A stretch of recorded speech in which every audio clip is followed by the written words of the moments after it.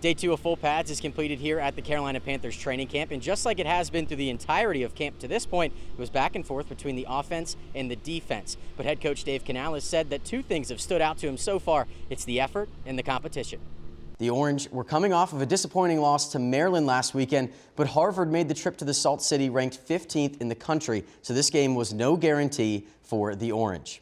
2 days of training camp are completed here in the Queen City, and the name of the game so far is competition. Whether it's battling for a starting role or even just to make the 53-man roster, competition has been all over this practice field, and specifically in the wide receiver room. There's a question about how many of those guys will actually make the active roster. It figures just as Charlotte FC started hitting their stride again, the crowned winners of 4 straight had to take a break from MLS competition. Tonight, Leagues Cup play kicked off with a home matchup against Liga MX side FC Juarez. Duke was up 19 with 13 minutes to go, and then enter Caleb Love. He had 35 points and no turnovers. Talk about a great game from the so-called Duke killer, who finishes his college career 5-5 against the Blue Devils. If you thought this past offseason was pivotal for the Panthers, next year will be just as crucial with a number of contract questions. Bryce Young will be heading into year 4, which is when we typically see franchise quarterbacks get extensions beyond their rookie deal. Both starting tackles have question marks as well. Ike Ekwonu has his 5th-year option for 2026, but hopes to get an extension done. Meanwhile, Taylor Moton is in the final year of his extension. He signed in 2021 as well. When it comes to Bryce, however, Executive VP of Football Operations, Brant Tillis says it's a much different contract situation compared to the last time he went through this with arguably the best quarterback in the game. But the biggest question for me is Trevor Pena. While he did play in this game, he was wearing the white jersey, which is usually reserved for quarterbacks, and that designates non-contact. So while there's still some confusion about what was going on there, if Trevor Pena decides to stay with the squad, he will definitely be the leader for this wide receiving corps. The wait for college football's return is almost over. In fact, it's only 32 days away, which means that the ACC kickoff event is back here in the Queen City. And just like the landscape of college football has changed over the past year, the ACC is also implementing 2 new rules on field storming and injury reports in hopes to modernize player safety in the conference. Texas Tech is an incredibly talented squad. When you look back to 2019, when Texas Tech made the national championship game, their mindset was defense. That was their calling card. Now, their offense is even better than it was then. Their defense has slipped a little bit, but at the end of the day, some people say the best defense is a good offense, and that's exactly what Texas Tech has. Thanks, Zach. You know, there's so much going on in the world of sports right now. Major League Baseball is back in full swing. The NHL and the NBA are reaching their playoffs. But you know what the thing that I was most excited about this weekend? It was the fact that we got to watch Syracuse football in the JMA Wireless Dome once again, this time for their spring game.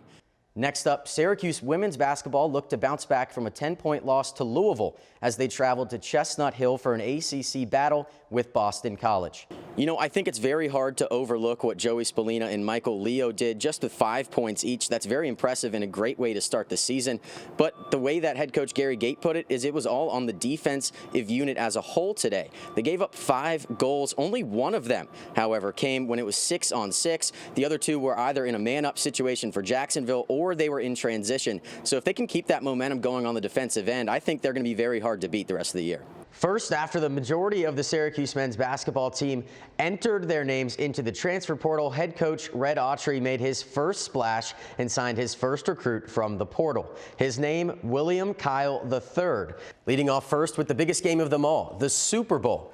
Patrick Mahomes and the Kansas City Chiefs were looking for the first ever three-peat in the Super Bowl era, while Jalen Hurts and the Eagles looked to avenge the loss to the Chiefs from Super Bowl 57 back in 2023.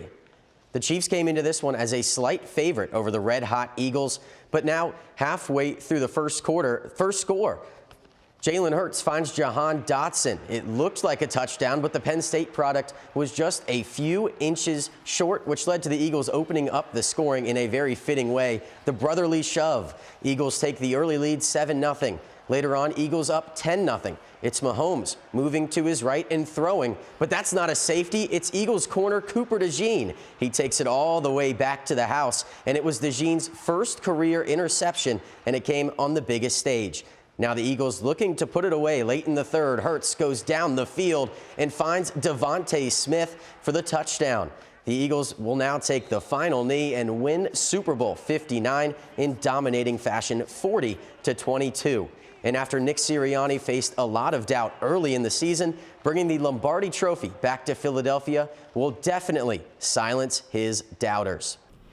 Day 4 of training camp is complete here in the Queen City, and while it was family day, the Panthers also welcomed back Derek Brown, who missed the first couple days of camp for a very good reason, as he was welcoming a new member of the Brown family. My daughter came in the world the other day, and I'm very excited to have her. So, it was a long time in the hospital, but, I'm very excited. Wife and daughter at home healthy, so that's all I can ask for. While this week has been busy for Brown, Saturday was the first day that the former Pro Bowler has reported to training camp this season. And after a Week 1 injury in 2024 sidelined Brown for almost the entirety of last year, he says that he's been working almost every single day in the offseason to get back to that top tier. I'm as motivated as always. I got a chip on my shoulder. Being gone for a year, it sucks. But, going forward, I'm going to give this team, this organization, the best version of myself. Another player who missed all of last season is Hunter Renfrow. The former Raider did not play last season because of the autoimmune condition ulcerative colitis. But now in the Queen City, head coach Dave Canales thinks that Renfrow looks healthy and just like the player that he remembers. Everyone who's watched football over the last, 4 or 5 years remembers what he looks like, and he's really playing at top form right now. I'm really excited to have him here.